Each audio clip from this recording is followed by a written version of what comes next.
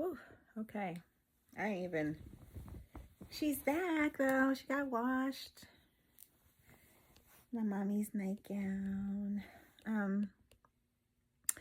So for those who don't know, I've been reading my mom's journal, and I have actually been connecting with a lot of her feelings lately. And so one of the things I've been doing was rereading her journal, and although it is prior to the timeline, I've still been feeling very close to the feelings that she has been feeling in her writings. Some of these times are really emotional and they make me cry. And the last time I didn't cry, I was really proud of myself. So we're going to try to get through this one and not cry. I didn't read it today. So this is from October 24th, 1994. It's a lot. She got a lot going on here. So she says, "It's me. I'm back. Sorry I left you home. Well, where should I start? Saturday night, my Uncle Frankie gave me a ride down to the country deli. From there, I met with Ruth, a nice woman who took me into Kingston to the meeting/dance. The meeting was okay. There were 3 men who spoke. They were from out of town. After the dance, I started, and Stacy and I got a table for our clan. The DJ really sucked, but I danced my tuna off. I seem to have caught the attention of a gentleman there. His name is Carlton, and every chance he gets, he tells me how beautiful I am and how I remind him of his baby's mother. Oh my God, not baby mama. I seem to have enjoyed his attention. Have to take a look at this. I now know where it's stemming from. There used to be a time when I needed men to make me feel good about myself. Old behavior dead. After the dance, I went to Stacy's house, where her home is filled with love, and both she and her son made me feel welcome. We watched TV, laughed, and talked well into the night. Sunday morning, I awoke to the sound of Andrew, her son, and I got up and took my shower. Stacy informed me she had put the potatoes on for me. Not too soon after, Steve came over while making my potatoes. I put on some classical music and found out that it was one of Stacy's favorites. She also tuned me on to a contemporary artist whose name I can't remember right now. We then gathered up our dishes and we went to Mary's house for dinner. But before we arrived at Mary's house, we went to a meeting. We left the meeting, went over to Mary's house. Everyone was there. People were playing cards and having great conversations. I stayed mostly with the children. We played win, lose, or draw. This helped me subside the feelings of missing my children. Even though Andre was there, the rest were missing. It was a really nice Mark to drop off. It was really nice of Mark to drop him off at the meeting. I also got to see my stepdaughter, who still is a caring and crude as me. It kicked my shit up, but I took it with a grain of salt. The kids were pretty good at the game. I then took them on a walk and we watched them interact with one another. Came back and watched Jason's lyrics, which depicted urban violence. Also heard a tape. It was a great weekend. 10:25. Got up about 8 o'clock a.m., had oatmeal for breakfast. Oh gosh, I'm such a cream of wheat person. I can't believe she ate oatmeal. I ate it on the way to group. Joyce took us to group. Group was okay. After group, I went to the High Hope meeting, listened and learned. Soon after hearing about 2 people's death, it brought up feelings of lost loved ones, mainly my sister and my son Elijah, which were both painfully and senselessly to me. Now, a lot of people don't know that my mother's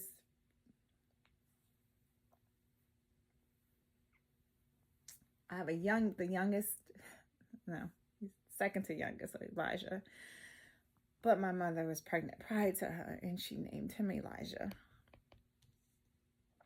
Senseless to me. I shared and thought it during the meeting. I asked Laura for a ride home, and she said she would. Thanks. During the drive home, we started talking, and I learned she had children in the kinship foster care program. Wow, and how unjust we both felt about the system. On 10/26, what up? Well, here's how things are going with me. I called William. William was my stepfather, my sisters Rebecca and my brother Junie's father, about what we talked about. He told me he changed his mind, and this pushed my buttons to no end. I totally lost it.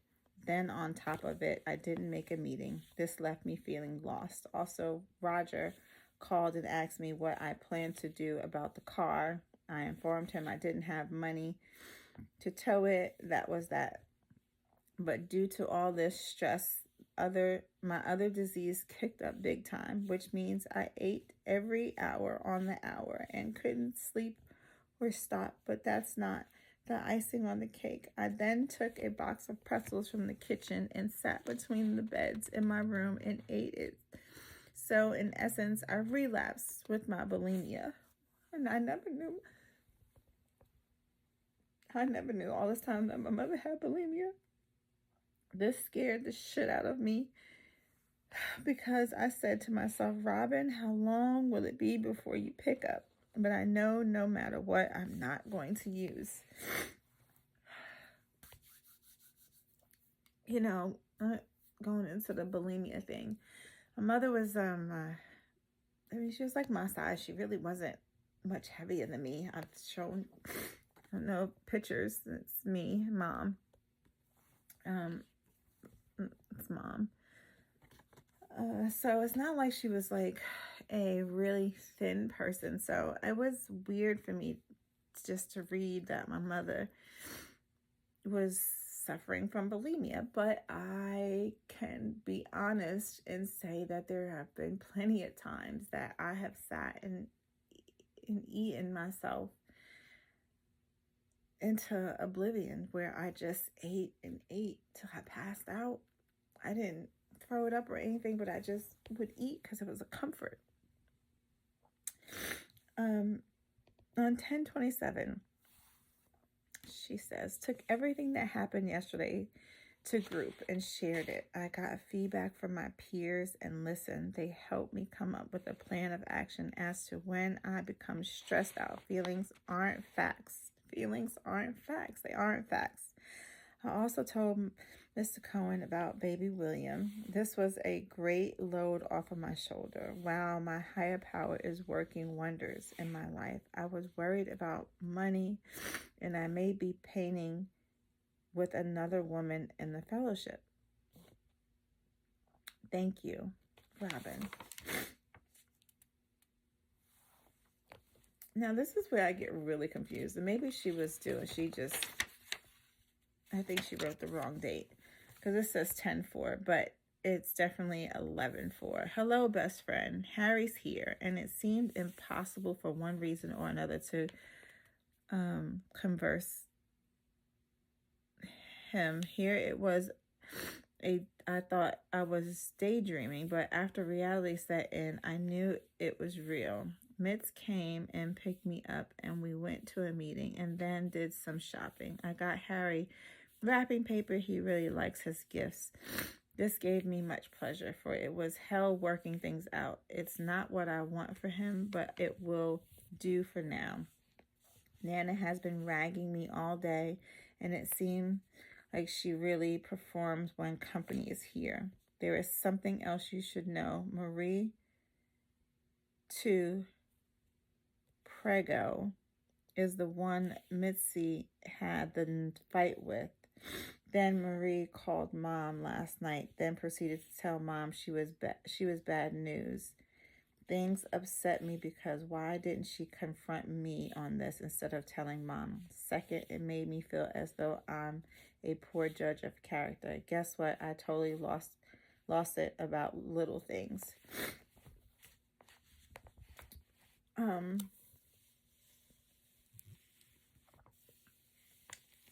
Then that was page 20, page 21. It's been a long time since I've written in you, and it really wasn't that long unless this was, but I got lots to tell you. Well, for starters, I spent 3 days with Maritza, and boy, was that a learning experience, to say the least. Watching her and her relationship with Bill brought back a lot of feelings in me about my relationship with Harry, and how I spent every waking hour pushing him away, and how little I thought about myself and my low self-esteem, and how worthless I felt about myself.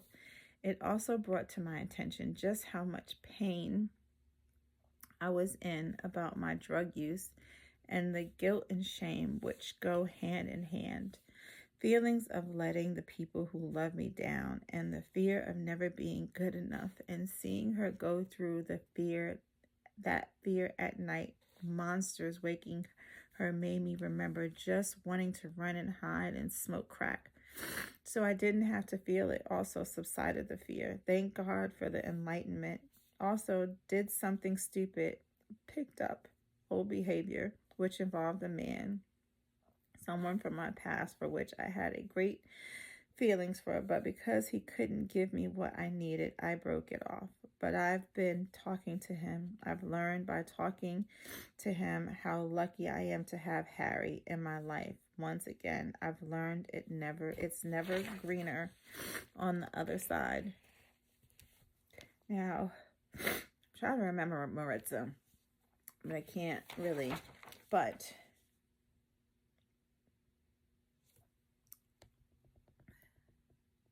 some of the things that I am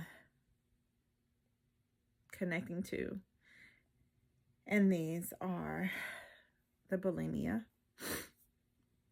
the feelings of disappointment and feeling like not good enough. Those are all feelings that I generally had, and I didn't understand why. The guilt and the shame, we all make mistakes. None of us are perfect. And every single one of us has done some shit in our past that we are not proud of. We've all made mistakes that we're not proud of. And the self-shame and hurt and fear is more dangerous than anything else. We have got to stop shaming ourselves for making mistakes and for being human. We live in a very hurtful world with a lot of broken people. And, there are some people like, myself, and there's others out there that are working on healing. So they are not broken people and they don't continue to break people. But being aware that it's not just you, and understanding that you're going to make mistakes. It happens, but you can always rise above them. That's one of the things, and one of the most important things that I've probably taken away from reading this part of her journal. I'm going to stop here.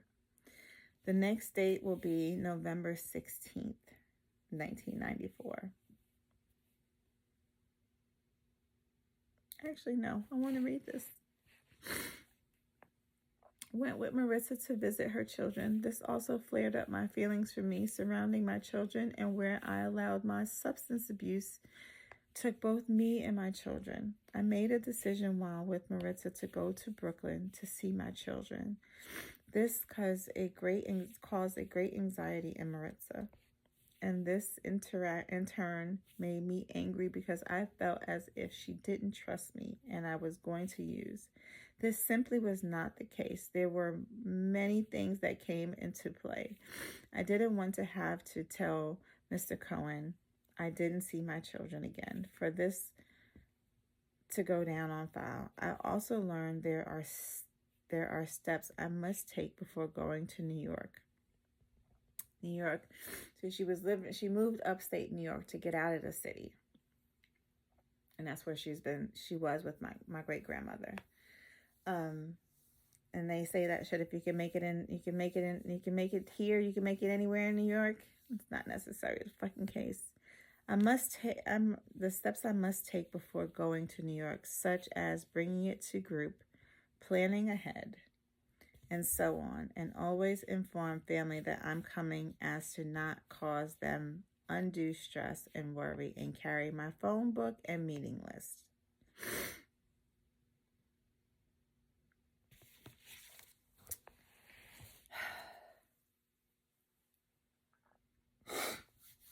I am going to stop here.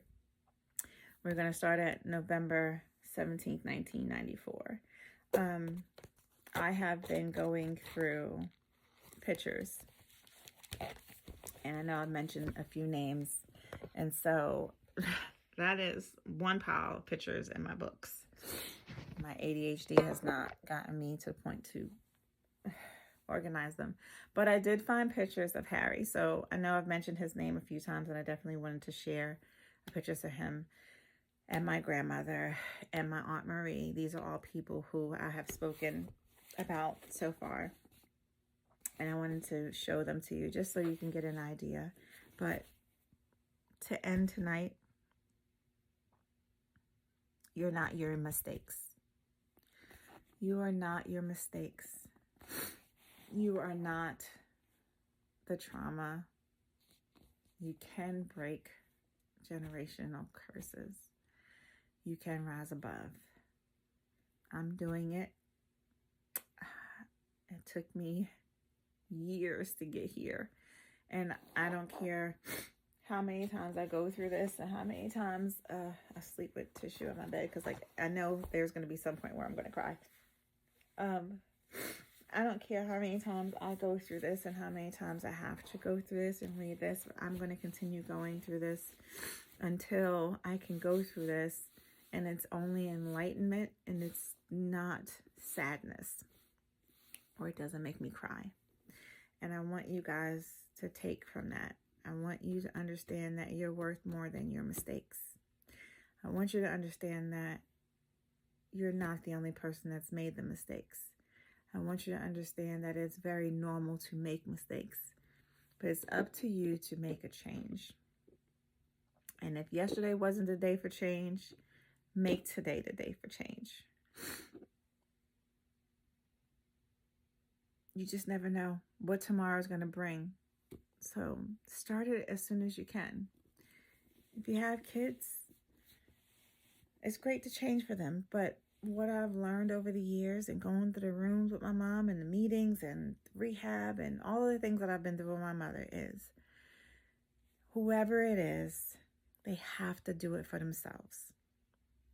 I spent a lot of years trying to figure out why my mother couldn't stop getting high. Did she hate us as kids? Did she not want to be a mother? Was it all these things? And I'm just learning all the other demons that didn't have anything to do with us. And if I would have known that sooner, then maybe I wouldn't have gone through the things that I went through. Maybe I wouldn't have put myself through the things I put myself through.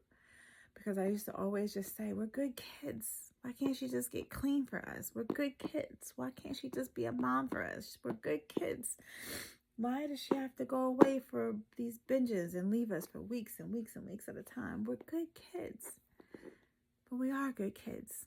And we were good kids. She was a good mom. And she did the best with what she had at the time. And I have learned to not hold that against her. I'm also learning a lot about the past of everyone else in my family and some of the other elders, and trying not to hold that against them as well. But again, this is my healing journey. And if you were here and you were listening, I thank you. I hope you got something from it, because I definitely did. And I like to give myself a day or two in between these to reflect and do my own writing. But until next time, love you. Fuck everybody else. That is always going to be my message. What you think about yourself is everything, and what others think about you is none of your business. I love you guys. Good night.